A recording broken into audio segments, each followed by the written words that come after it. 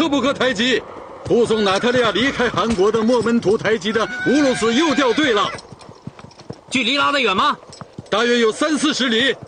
让他们快一点。他们那里的老人和女人最多，跟不上大队。这很危险，他们已经遭遇过俄国人的阻截。哦，这样，先停下来，等等他们。好，我去向韩王请示。住。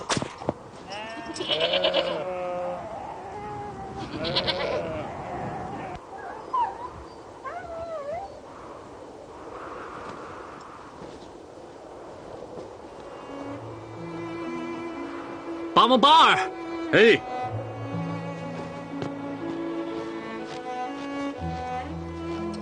韩王已经决定了，让你带着你的护卫去送娜塔莉亚，路上一定要小心。放心，韩，我走了。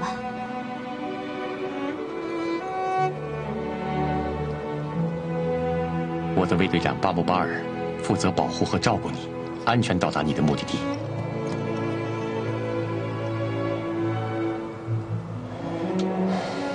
请吧。对娜塔莉亚提出回波兰的要求，多数意见觉得不应当放行，而我还是想遵从她的意愿。我也知道这是一种冒险，但我宁愿冒这个险。渴望自由的我，也愿意尊重别人自由选择的权利。巴布巴尔，要绝对保证他的安全。是。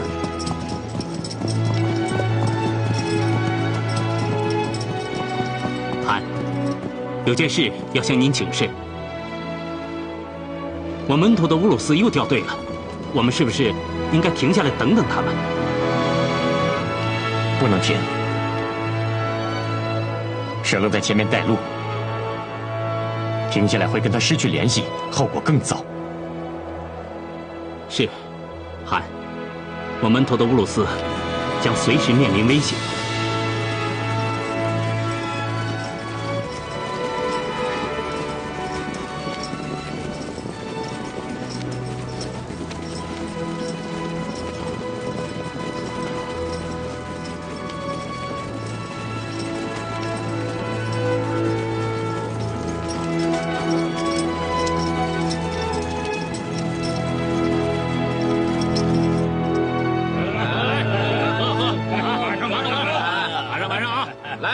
多喝两杯，多喝两杯。对方来，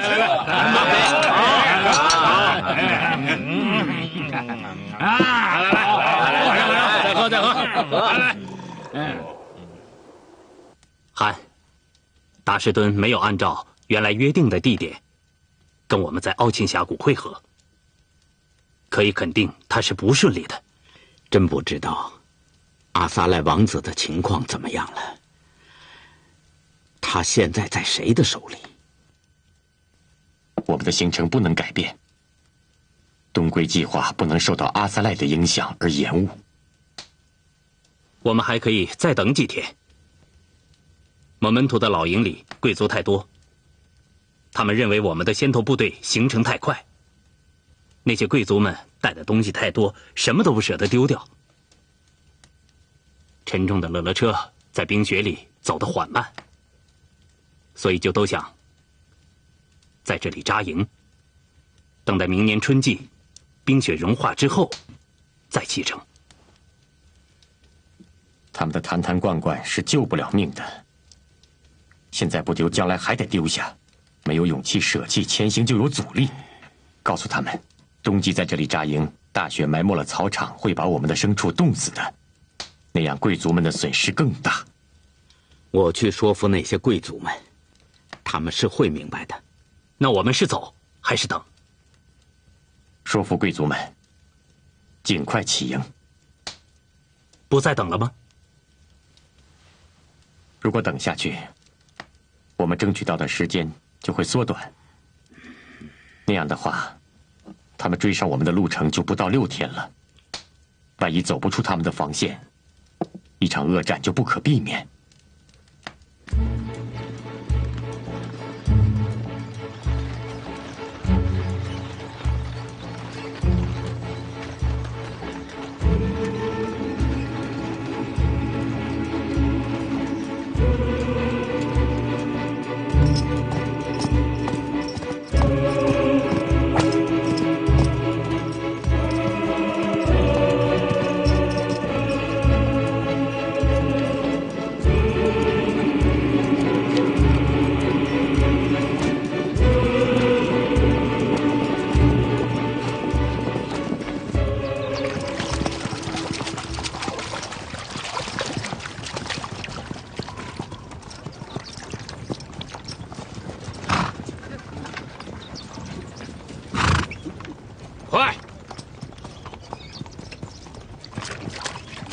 前方可以宿营了吧？我们到了阿斯特拉罕。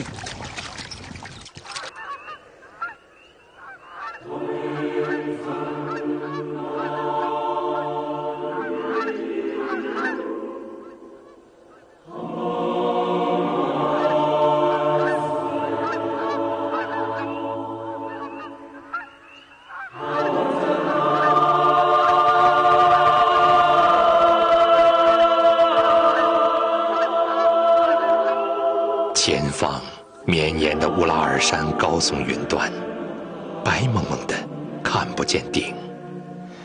我们进入了幽深的山涧，呼啸的山风刀子般的割着人们的脸，马蹄踏着雪，不时打滑遇倒。骑兵们随向导的指点，用头巾蒙面，用帐篷的毛毡裹住马蹄，艰难地前进。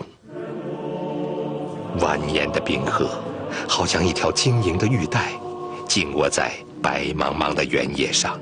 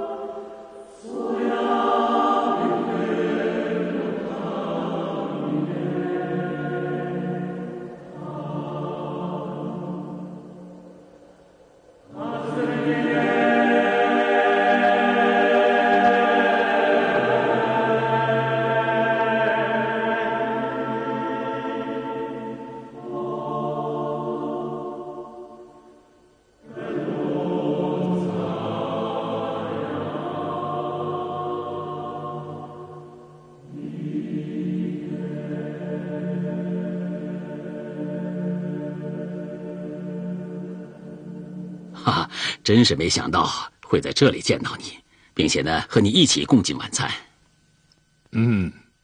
非常欢迎您，尊敬的男爵大人。您知道，在我们这个荒凉的小城里，是很难有幸接待您这样的贵客。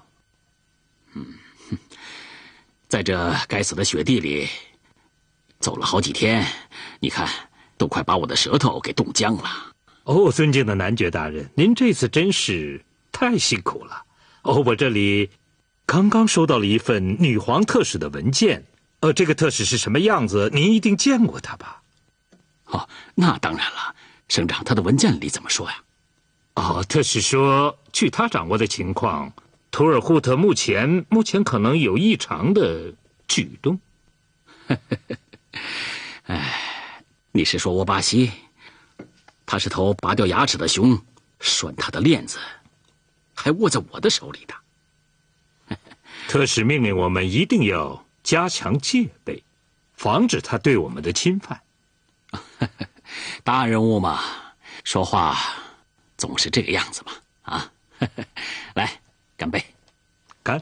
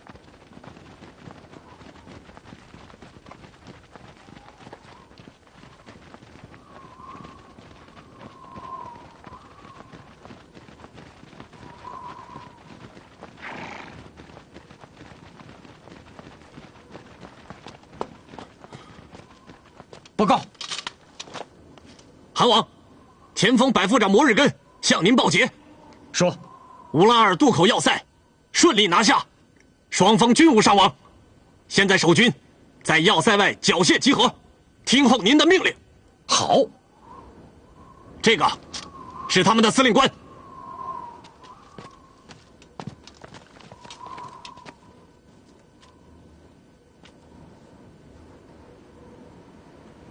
大俄罗斯乌拉尔军团少校乌沙科夫向您致敬。阁下，请问我该怎么称呼您？这是我们韩王。啊，韩王。等一等，这么说，你们真的不是从黑海那边跑过来的土耳其人？哼，是你自己一定要把我们当成土耳其的吗？我们是土尔扈特人。土尔扈特？你们是土尔扈特人？你们怎么会一下子到这里来呢？不，这太可怕了。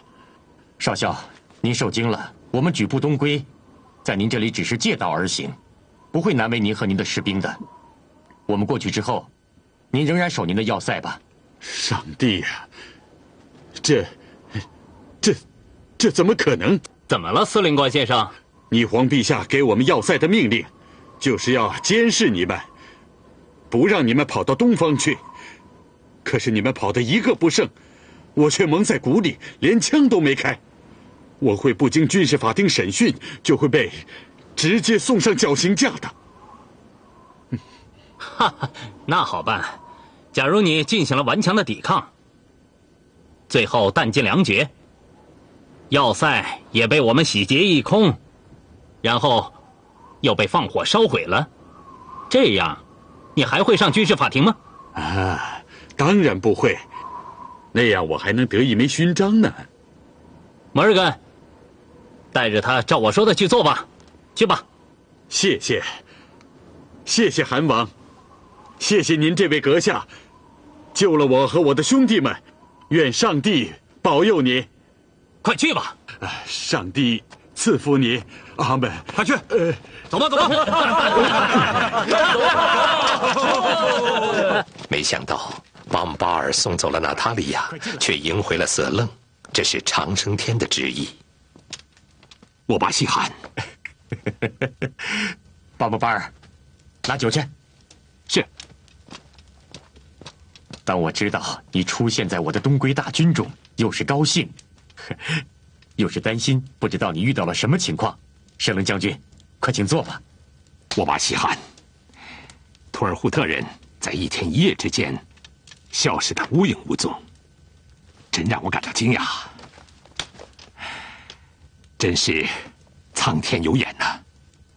大雪覆盖了20万大军的足迹，就在阿斯特拉罕沉睡的时候，你们已经远离了他的防线。这不仅叫俄国人吃惊，我舍楞都感到意外。图尔扈特真是一支蒙古远征的英雄部落呀！舍楞将军，看来你是怀疑我们了。在我们东归的成败中，你压了筹码。是的，在我眼里，你很年轻，你有激情，有热情，你可以带着你的年轻的部落参加战斗。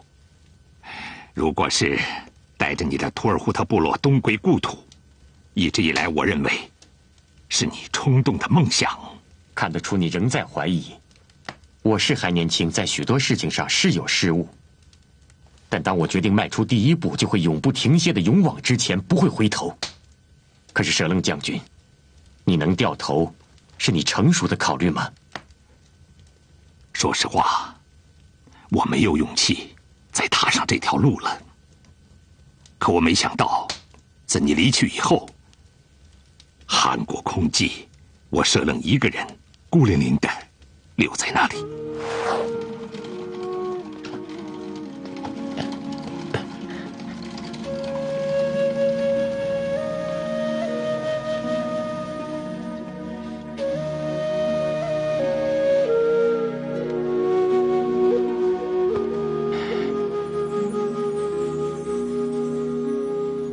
佛祖啊，我是有罪的舍楞，这么久了，我又进了您的殿堂，又见到您庄严又慈祥的笑容。佛祖，我后悔啊，是那仇恨的迷雾遮住了我的眼睛，遮蔽了我的智慧。因为一个小人的失行恶行，竟然糊涂地背叛了祖宗，还连累了一批乡亲族人，背叛了祖国和故乡。我真的好悔恨呐！来到了这里，我在所有人眼中看到的，不是嘲笑，就是轻蔑。佛祖，你还能原谅我吗？人们还能像过去那样看待我吗？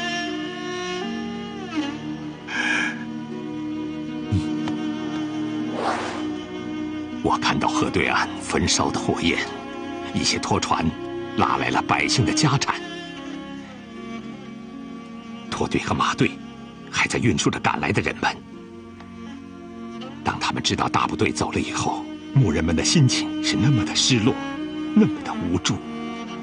我的心情和他们一样，我心里太不是滋味了。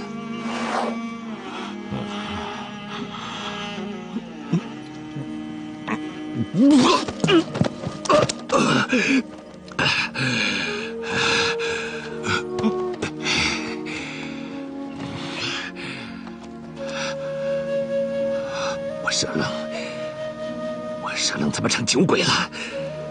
我舍楞是英雄。我舍楞怎么能成为酒鬼？我绝不能成为酒鬼。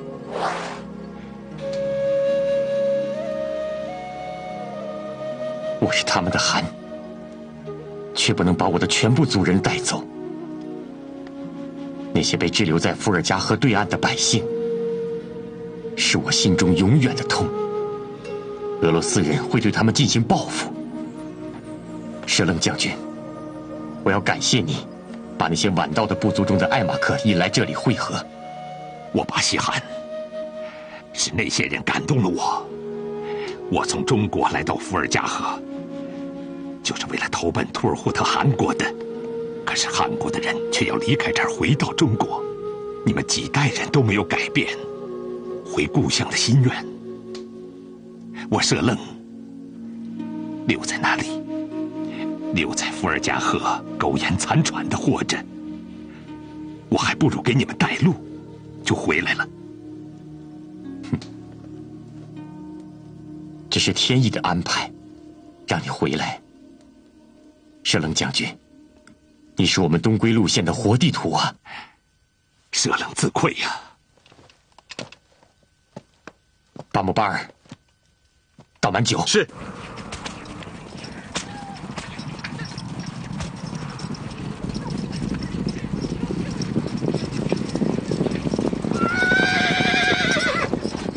我巴西汗，前面就是乌拉尔河了。远处那座险峻的山，应该就是乌拉尔山吧？对。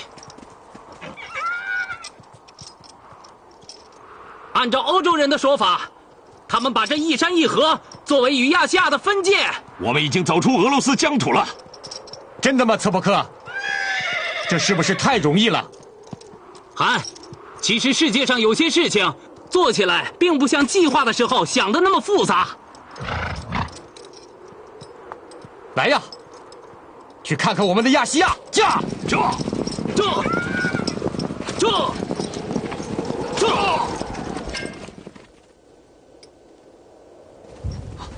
你们先走，到了前面我把他引开。快走，走，快！到镇上和塞米安会合。走。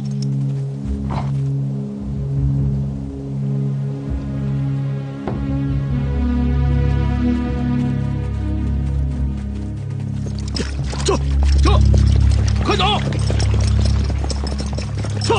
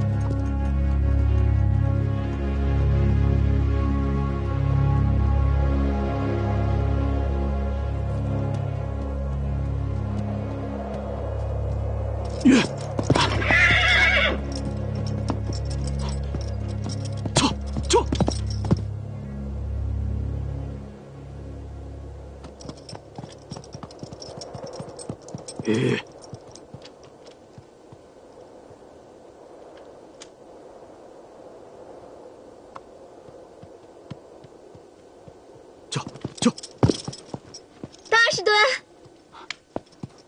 达什顿，塞尼亚，我的好人，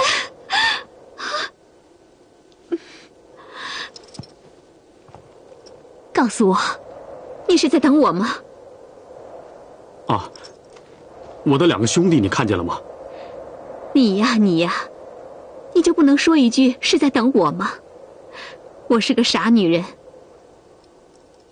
你就是说假话骗我，我也会高兴的。塞尼亚，我真的不知道该怎么说。你又一次帮了我，我欠你的实在是太多了。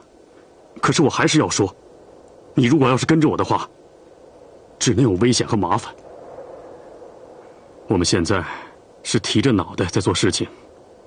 塞尼亚，回到你的大篷车去吧。他们需要你的掩护，我脱险以后会去找你的。以后谁知道你和我都在什么鬼地方？大士顿，你是个混蛋，骗子！我都是你的人了，我还能像过去那样在俄罗斯人的地方混下去吗？你知道吗？连大篷车都被他们给砸烂了。塞尼亚，对不起，我真的不知道怎么感谢你和你的族人们。我发誓，一旦完成韩国的使命，无论千里万里，我都会去找你。那时候，我的一切都是属于你和你的族人的。如果我背弃誓言，心口不一，就让我死在自己的剑下。不许胡说！我说的是真话。我知道，我是怕你的话会应验。如果不能应验，我干什么还要起誓呢？你这傻瓜！抱着我。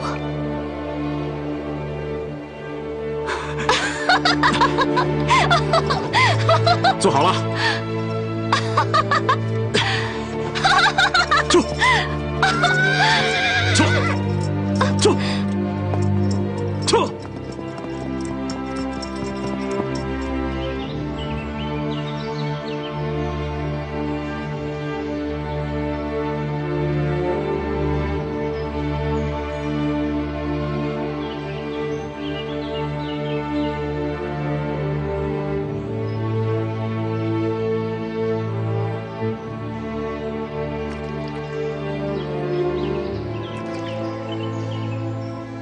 给我搜，别让他们跑了！塞尼亚，他嗅到什么了？别理他，别理这里所有的人，跟我走吧。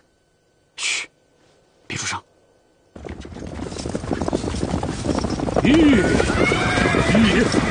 他跑不了了，给我追！快！是！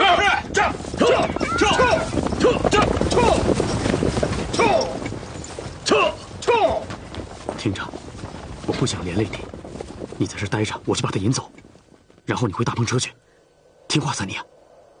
怎么，爱完我就要丢下我走吗？我不是这个意思。大士顿，我救过你多少次了？你就是我的命，我还要娶你呢。骗我！如果今天我要害你一次呢？什么？我说让你见鬼去！你，哎，他在这儿呢！在哪儿了？他在那儿！快追！快！上！这！站住！快追！快追！站住！别跑！哎，在哪儿了？你跑不了了，快出来！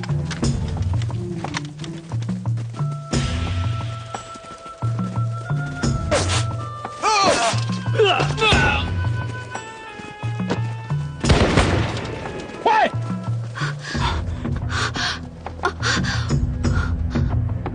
快追！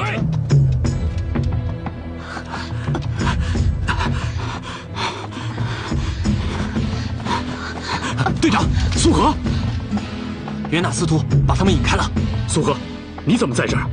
他让我把这匹马给你送来，你快走吧。那你呢？哎呀，你别管我了，快点走吧。王子怎么样？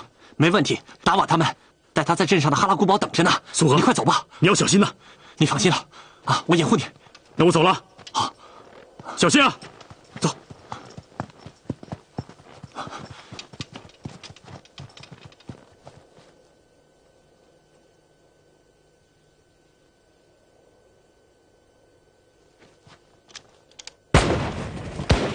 快，抓住他！快，不了了！让他跑了！站住！站住！大士顿，你的调虎离山不会总有效的。你瞧，我又回来了。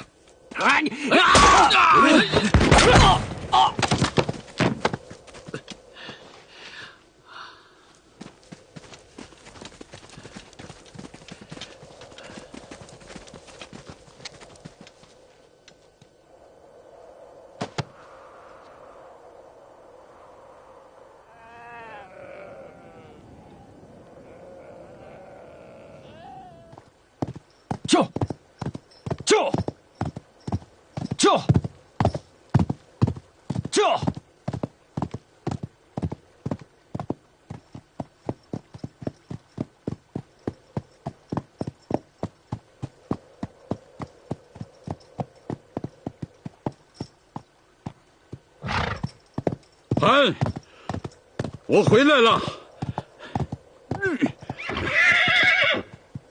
韩，巴木巴尔，看见前面那个出山口了吗？我们必须翻过这座雪山，才能走出这片雪原，进入森林。韩，路就在图尔扈特人的脚下，什么也挡不住我们。该启程了。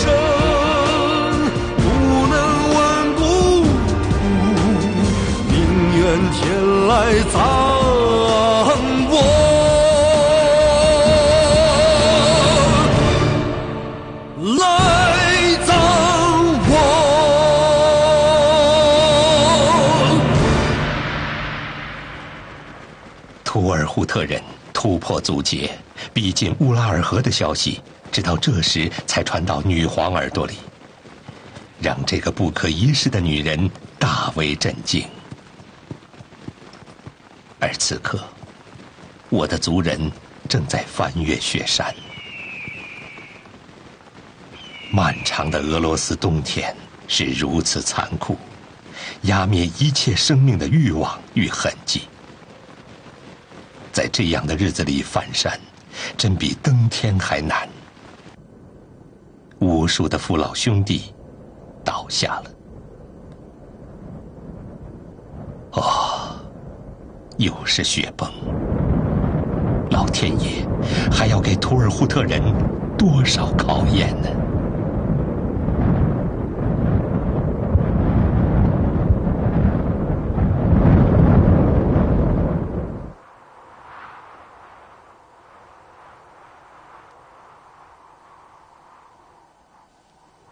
亲爱的米莎，你的阿德里扬是我巴西的对手。陛下，除了阿德里扬将军，我的希望更寄托在险峻的奥琴峡谷，那是一个咽喉要地，我不信沃巴西能飞过去。不过阿德里昂毕竟是太老了，假如沃巴西过了奥琴峡谷，那您就必须亲自去阻止他。放心吧，陛下，我会亲自带领我的军队，在沃巴西他们的必经之路上设防拦截，绝不会让他得逞的。不过你一定要记住，要把娜迦活着给我带回来。你听他信里都说了些什么？是的，我知道。哼，我想，也许他现在已经变成了一个信仰东正教、有着斯拉夫姓氏和语言的图尔扈特女人了。不过，他将因此受到惩罚，我是不会饶了他的。雪崩过后，我们又遇到了牧人们比喻的太阳有耳的天气，天空中会出现2个太阳，这是人类在寒冷中的幻觉。脚步一旦停下来，就会站着冻成冰柱，有人又倒下了。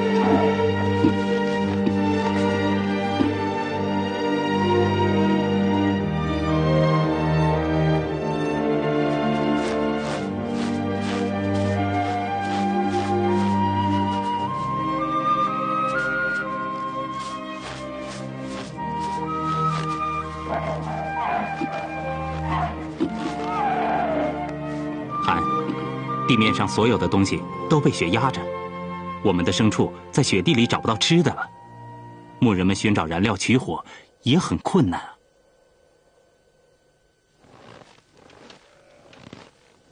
自从进入雪原，这一路上，我们就从来没有看见过森林。我们很快还会遭遇暴风雪的。给牧人们解决燃料，应该是现在的头等大事。我们要早想办法。是应该早想办法。这几天能不点火就别点火，把燃料控制起来，对付暴风雪，尽量的减少损失。汉，我们迁徙的路越来越艰难，几座大山翻下来，雪崩又埋没了我们许多人和牲畜。我们不能久留。娜塔莉亚，你怎么回来了？